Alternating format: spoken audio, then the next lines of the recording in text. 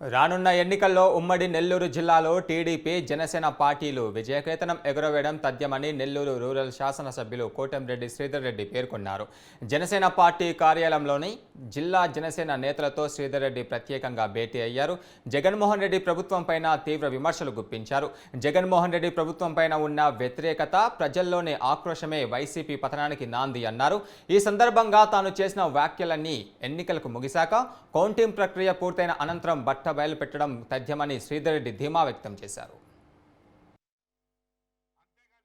రాష్ట్ర వ్యాప్తంగా ఏదైతే తెలుగుదేశం అధినేత చంద్రబాబు గారు, జనసేన అధినేత పవన్ కళ్యాణ్ గారు కలిసి ఉమ్మడిగా సంయుక్తంగా ఈ యొక్క ప్రజా వ్యతిరేక వైఎస్ఆర్ కాంగ్రెస్ పార్టీ ప్రభుత్వానికి వ్యతిరేకంగా పోరాటాలు చేస్తున్నారు. దాన్ని స్ఫూర్తిగా తీసుకుని గతంలో జిల్లా స్థాయిలో అటు తెలుగుదేశం జనసేన ఉమ్మడి ఆత్మీయ సమావేశం జరుపుకోవడం జరిగింది. అదేవిధంగా ఈనాడు జనసేన జిల్లా అధ్యక్షుడు మనుప్రాంత్ రెడ్డి గారిని, అదేవిధంగా జనసేన నాయకుల్ని ప్రత్యేకంగా కలిసేదానికి, రాబోయే రోజుల్లో తెలుగుదేశం జనసేన ఉమ్మడిగా ఏ కార్యక్రమాలు చేపట్టాలా, ప్రజల్లోకి ఇంకా ఎంత బలంగా వెళ్ళాలా, ప్రజల ఆకాంక్ష అయితే ఉందో తెలుగుదేశం జనసేన కలయిక అనేది రెండు పార్టీల కలయిక కాదు. మామూలుగా రాజకీయాల్లో రెండు పార్టీలు మూడు పార్టీలు కలిసి ఎన్నికల్లో వచ్చి ప్రజల ముందు మాది ఉమ్మడిగా కలిసి పోటీ చేస్తున్నామని చెప్తారు. కానీ ఆంధ్రప్రదేశే కాదు, ప్రపంచంలో ఉండే తెలుగు వాళ్ళందరి ఆకాంక్ష తెలుగుదేశం జనసేన కలిసి పనిచేయాల. అందుకే ఈ తెలుగుదేశం జనసేన పుట్టుక కలయిక అది రెండు పార్టీల కలయిక కాదు, ప్రజల ఆకాంక్ష మేరకు జరిగింది. అదేవిధంగా భవిష్యత్తులో సంక్రాంతి పూర్తయిన తర్వాత నెల్లూరు రూరల్ నియోజకవర్గ స్థాయిలో తెలుగుదేశం పార్టీ జనసేన ఉమ్మడి కార్యకర్తల సమావేశం ఉంటుంది.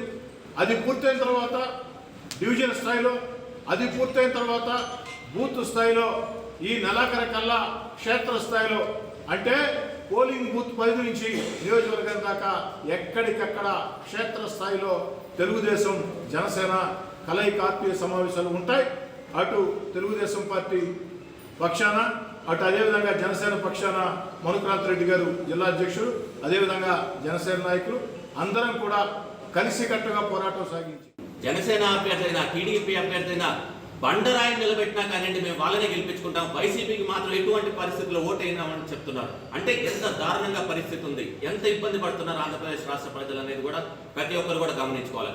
అదేవిధంగా పక్క రాష్ట్రాలకు వెళ్తే కూడా మన రాష్ట్రం గురించి చాలా హేళనగా మాట్లాడుతున్నారు. నిజంగా ఎక్కడైతే గోతులు ఉంటాయో రాష్ట్రం అది ఆంధ్రప్రదేశ్ రాష్ట్రం అంటున్నారు, ఎక్కడైతే క్రైమ్ ఎక్కువ ఉందో అది ఆంధ్రప్రదేశ్ రాష్ట్రం అంటున్నారు, ఎక్కడైతే పరిశ్రమ లేదో అది ఆంధ్రప్రదేశ్ రాష్ట్రం అంటున్నారు, ఎక్కడైతే చీప్ లిక్కర్ దొరుకుతుందో ఆరోగ్య సమస్య లేకుండా ఆంధ్రప్రదేశ్ రాష్ట్రం. ఒకటి కాదు, ఎంతో మంది ఇలాగ హేళనతో మాట్లాడుతున్నారు. రాబోయే ఎన్నికల్లో తప్పకుండా ప్రతి ఒక్కరూ ఆలోచించి ఓటేసి జనసేన పార్టీ టీడీపీ ఉమ్మడి అభ్యర్థిని గెలిపించుకోవాలని చెప్పి కూడా మేము కోరుకుంటున్నాము.